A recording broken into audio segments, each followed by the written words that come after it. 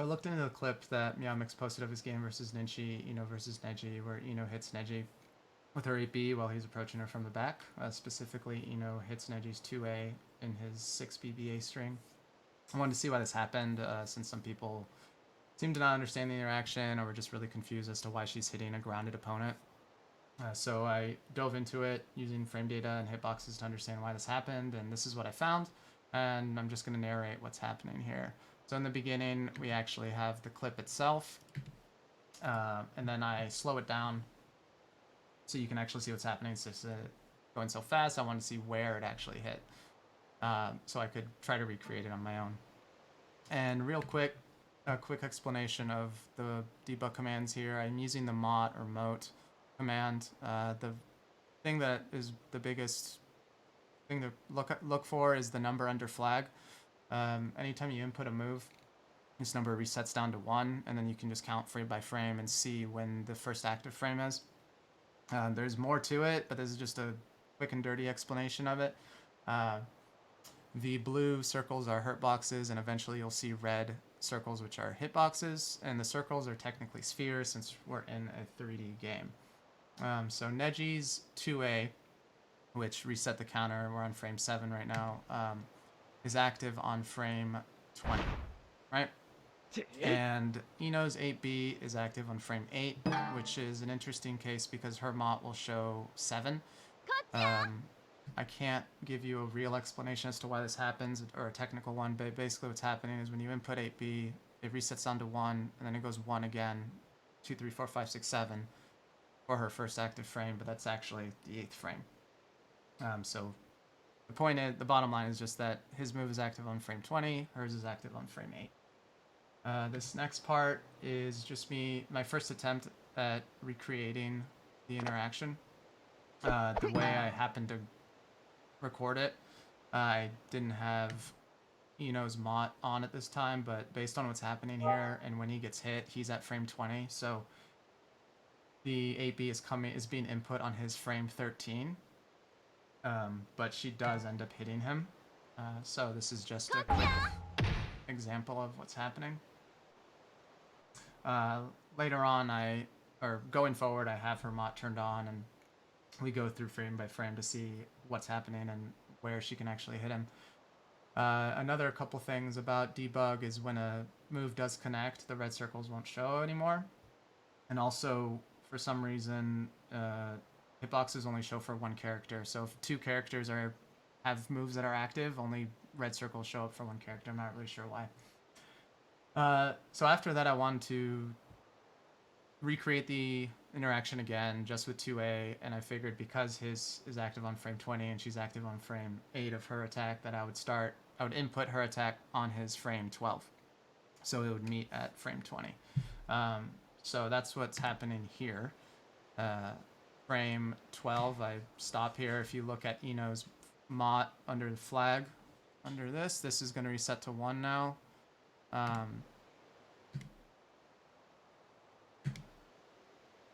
So I guess actually that's being input on frame 13 and not 12, but yeah. So it's hitting him, right? Normally when moves interact on the same frame, they would clash, but because of her hurt box avoiding his hitbox, she misses him, but she hits him.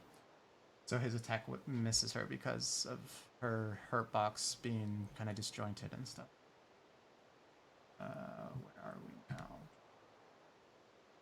Oh, these are just screen grabs of the attacks, just so you can kind of see what's happening here. My interpretation is her first hitbox, which was closer to her like back, is hitting him in this area as he's crouched down and extended forward. So after here, I go through different examples of where her 8B will whiff or potentially hit or lose. So that was frame 11 where she input her 8B, it just whiffed. I will actually come back to frame 11 because there's a special case after this. Frame 12 is what we already... Well, actually, we didn't see. Frame 13 is the one we saw a few times. But here's frame 12. It hits. Same thing with frame 13.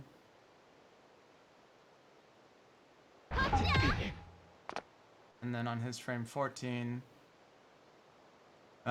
he will beat her, because on frame 20 here, she's not even on her, you know, she's not close to her attack yet, so her attack hasn't come out yet. So we go from there, right? So here's the special case here. If she puts in 8B on this 11th frame, if his chest is facing the screen, he's going to get hit. So because this is a 3D game, sometimes character orientation can affect how they get hit. So here's an unlucky situation where it does, where it previously would. But here it's hitting him, right? So I tried to figure out why this was happening using the 3D camera. Moving around, it's not incredibly clear, but it's something. After this, I show the same example where he's facing the other way, where his back is facing the screen, and he's same frame 11, but he doesn't get hit. It's the same thing. He's getting hit.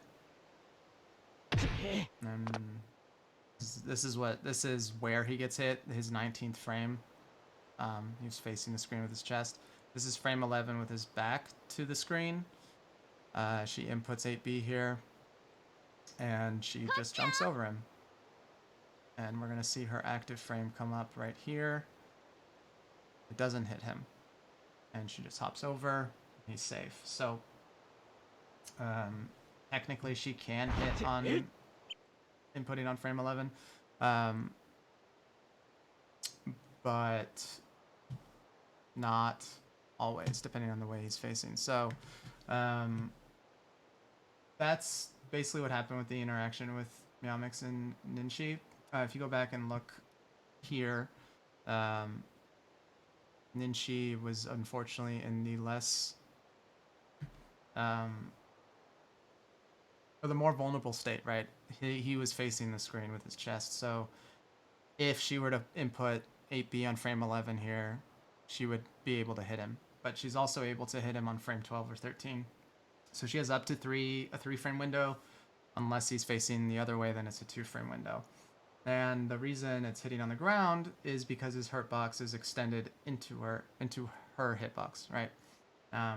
Normally, 8B doesn't hit on the ground, but if the hitbox overlaps, the hurt box of a character will hit, and that happens when a character's animation changes and extends his or her hurt box in some way.